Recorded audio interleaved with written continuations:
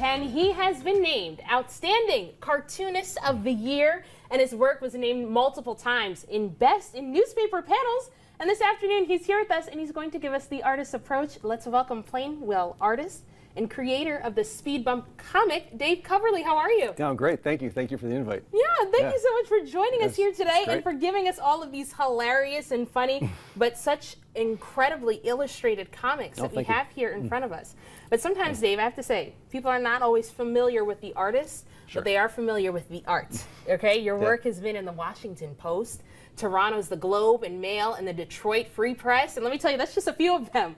But when we open these newspapers, tell us, what will we learn and see from the Speed Bump comics? Well, my cartoons they're not a comic strip like Garfield. They're more like, they're observational humor. So what I do is I do a different kind of panel every day based on just things that I've experienced. And so just like things that we all have in common. So I'm trying to find jokes within human behavior and things that like we've all talked about, things that have all happened to us. And then sometimes they're about dogs, sometimes they're about people. But they're always about people. I mean, anytime I use an animal, it's always about like us. And so I try to be gentle and not make fun of people, but just have fun with people. I do. Have fun with people, but not make fun of them, which one of them we have right here. I'll never know where to look. I love that. There's so much humor in all of these things. And again, your resume runs pretty deep, okay? New York Times, USA Today. But tell us, take us all the way back. Where did this all begin? Yeah, it's I think every kid draws. And so when you're 5 or you're 6 and you draw a giraffe, you're like, oh, I'm so excited I drew a giraffe. And then, I did the same thing, but then you get to be 11, 12, and you try and draw a giraffe, and it's like, oh, it doesn't look like a giraffe. I'm like so frustrated. So a lot of kids stop. I was lucky because I had parents and teachers who, as much as I loved drawing and coming up with ideas, they encouraged me the whole way through. I had a 5th grade teacher, Bobby Lamb, who encouraged me. My high school teacher would bring New Yorker magazines in for me, and so all this stuff was just feeding me and telling me that this was something I could do. Yeah, especially having those words of encouragement, because sometimes it's kind of hard to find that in ourselves too. Would you ever say that you had any kind of moments, because I hear this a lot from artists, we kind of stand in our own way. Have you ever felt that way at some point? I would say about once a week. Once a week? Oh my goodness. No, I mean, creativity is it's not something that just comes to you out of the blue. You know, creativity is something that you actually work at. And I have routines that keep me in that mode. Like I'm not just here thinking of cartoon ideas. I'll go home and I'll do that. So yeah, if you start thinking about how hard it is, it can be hard. So you just have to remind yourself that you've done it before, and you'll do it again. I love that. Absolutely. And that, so you just described a little bit of what the process looks like for you.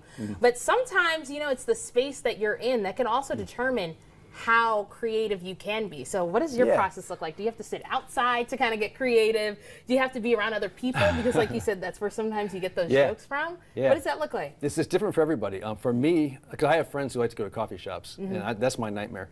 I have a studio in my home, in my house. I have an attic studio, and so I can disappear up there, have my own little space, and have like my stuff around. Like this kind of stuff is just laying around.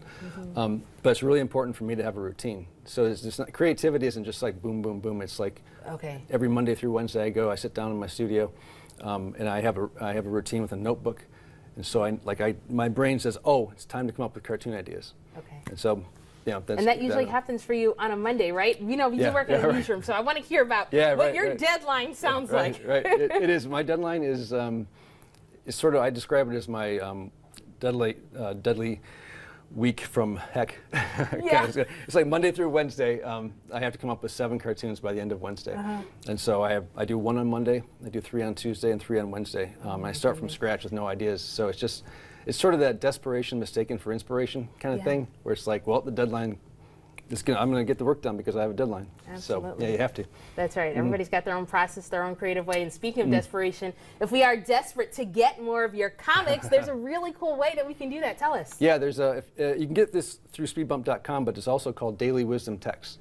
And you can sign up for a text alert, and it'll give you a Speed Bump cartoon every day via text.